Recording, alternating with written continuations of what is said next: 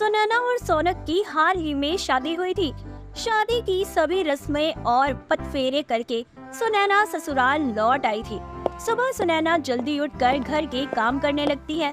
नहा धोकर किचन में आती है और गैस पर चाय चढ़ाकर नाश्ते में सबके लिए पोहा बनाने लगती है कि तभी उसकी सास विमला किचन में आती है और अरे बहू, क्या कर रही हो ये सुबह सुबह? माँ जी, वो सबके लिए चाय और नाश्ता बना रही हूँ। अरे अरे अरे, चाय कितनी उबल रही है, जल्दी गैस बंद कर दो। अरे नहीं नहीं माँ जी, रहने दीजिए। चाय जितनी अच्छी उबलेगी उतना अच्छा स्वाद आता है। अरे रुको, मैं ही कर देती हूँ।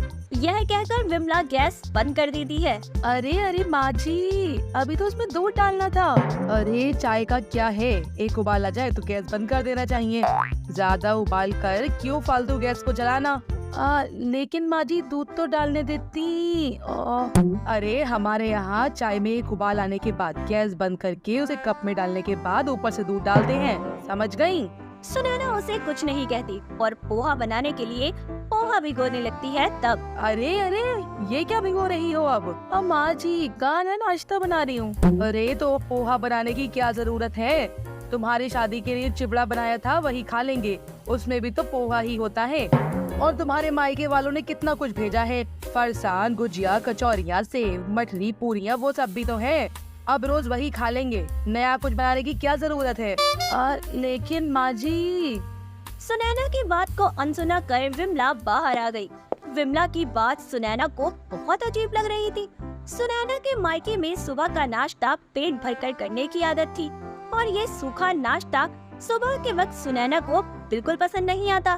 फिर भी नई नवेली दुल्हन बेचारी चुप हो गई और सबके लिए चाय लेकर बाहर आई। सुनैना ने चाय का एक ही घुट पिया था और उसके मुंह का स्वाद बिगड़ गया था। वो चाय बिल्कुल फीकी थी और सुनैना को कड़क चाय पसंद थी। अरे बहू, कितनी शक्कर डाली है तुमने चाय में? कितनी मीठी चाय बना दी। जी माँ जी, वो हम चारों के हिसाब से 8 चम्मच डाली थी। क्या 8 चम्मच? हमारे यहाँ इतनी मीठी चाय कोई नहीं पीता। कल से सिर्फ 3 चम्मच शक्कर डालना। शक्कर कितनी महंगी है पता है ना? इतनी शक्कर रोज चाय में डालोगी तो घर का दिवाला निकल जाएगा। और अगले दिन मोहल्ले की कुछ औरतें विमला से मिलने आई। सुनैना ने सबको पानी दिया और सब औरतें सुनैना की खूबसूरती की खूब तारीफ करने लगी। जिसके बाद, अरे सुनैना, बहू लेकर आई हो, वो तो मीठा कराओ, चाय तो पिलाओ। हाँ हाँ, क्यों नहीं, मैं अभी कुछ मीठा बना कर लाती हूँ। सुनैना किचन में चली जाती है और विमला उसके पीछे पीछे जाती है। कुछ बनाने की जरूरत नहीं है, शादी की बची हुई मिठाई है, वही दे देते हैं। सुनैना ने बाहर आकर सबको मिठाई दी और कहा कि चाय पत्ती खत्म हो गई है, इसीलिए चाय नहीं बन सकती। और औरतें मिठाई खाकर चली गई। और उसके बाद, अब माँ जी ये क्या है, आप इतनी कंजूसी क्यों करती हैं? अगर वो औरतें चाय पी लेती तो कौन सा आसमान टूटने वाला था? हर बात में कंजूसी। विमला को सुनाकर सुनैना कमरे में चली गई।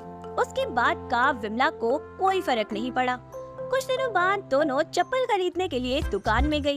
सुनैना ने 500 रुपए की चप्पल निकाल ली। तब, अरे इतनी महंगी चप्पल? बहू, इस दुकान में तो बहुत महंगी चप्पलें हैं। चलो तुम्हें सस्ती चप्पल दिलाती हूँ। चप्पल के भी कभी 500 रुपए होते हैं क्या? अब माँ जी, 500 नहीं 5000 की भी बिकती है चप्पल। लेकिन आप जैसे कंजूस क्या जाने। अरे लेकिन चप्पल 500 की हो या 100 की, पहनी तो गाँव में ही है, उसके लिए इतने ज्यादा पैसे क्यों देने? सुनैना ने विमला की बात नहीं मानी और वो वही चप्पल खरीद कर ले आती है। रास्ते भर विमला सुनैना को कोस रही थी कि बहुत ही ज्यादा पैसे जो खर्च कर दिए थे उसकी बहू ने। तभी एक आदमी हाथ गाड़ी पर चप्पल बेच रहा था। विमला उसके पास जाती है और 100 रुपए की चप्पल खरीद लेती है और सुनैना को ताने मारने लगती है कि उसे मोल भाव करना और खर्चा करने का कोई हिसाब किताब नहीं है। अगले दिन सुनैना सब्जी वाले से सब्जी खरीद रही होती है। तब, अरे बहू, इतनी ज्यादा सब्जी क्यों खरीद रही हो? इतनी सब्जी खरीदने की कोई जरूरत नहीं है। माँ जी, मैं भरवा, भिंडी और दम आलू बनाने वाली हूँ इसलिए। अरे एक टाइम के खाने के लिए 2-2 सब्जियाँ कौन बनाता है? तुम्हारे मायके में चलता होगा ये सब, यहाँ नहीं चलेगा। यहाँ तो एक वक्त पर ही सब्जी बनती है। आई बड़ी 2-2 सब्जियाँ बनाने वाली। बहू, तुम्हें फल ही खाने हैं ना, तो ये लो, हम आधा दर्जन केले ले लेते हैं, वो एक एक करके 6 दिनों तक खाती रहना। विमला की ये बात सुनकर तो मोहल्ले की औरतें जोर जोर से हंसने लगी। सुनैना गुस्सा होकर घर में चली गई। उसी शाम विमला सेल से कुछ चीजें लाने के लिए मार्केट गई थी। उसे थोड़ी कमजोरी महसूस हो रही थी, इसीलिए सुनैना ने उसे ऑटो करने को कहा, लेकिन पैसे बचाने के चक्कर में विमला चलकर ही जा रही थी। तब चलते चलते उसकी चप्पल टूट गई और विमला नीचे गिर गई। उसके पैर में चोट लग गई और खून बहने लगा और दूसरे पैर की हड्डी टूट गई। फिर विमला ने सुनैना को फोन किया। सुनैना शौनक के साथ वहां आकर विमला को अस्पताल लेकर जाती है। डॉक्टर ने विमला की चोट पर बैंडेज लगा दी। विमला के सारे टेस्ट करने के बाद सही से खान पान न करने की वजह से डॉक्टर विमला की हड्डियों को कमजोर बताते हैं, साथ ही उसके शरीर में खून की कमी भी बताते हैं। डॉक्टर उसे 2 से 3 दिन के लिए एडमिट कर लेते हैं और बहुत सारी दवाइयाँ भी लिख कर दे देते हैं। उस हालत में भी विमला सोनक को भर्ती न होने के लिए बोल रही होती है। तभी सोनक बोलता है, माँ अब बस कीजिए, बचपन से आपकी इस कंजूसी को झेलता आ रहा हूँ। सुनैना ने मुझसे कितनी बार कहा, लेकिन मैंने आपकी बातों पर ध्यान ही नहीं दिया, क्योंकि मुझे लगा आप कभी तो सुधरेंगी, लेकिन नहीं, आप तो कभी सुधर ही नहीं सकती। आज आपकी ये जो हालत है उसकी जिम्मेदार सिर्फ आप ही हैं। आपने ना खुद कभी पेट भरकर खाया और ना ही हमें खिलाया। ना घर में फल आती थी, ना ज्यादा दूध, ना ड्राई फ्रूट्स। हम इतना अच्छा खासा कमा लेते हैं, लेकिन आज तक खाने को हमें कुछ भी नहीं मिलता। इतने पैसे बचाकर माँ आप क्या करने वाली थी? सोनक की बात सुनकर विमला को अपनी गलती समझ आ गई। उस दिन से उसने अपनी कंजूसी करना बिल्कुल बंद कर दिया। अब सुनैना रोज की तरह फल लाती और विमला के साथ खुद भी खाती।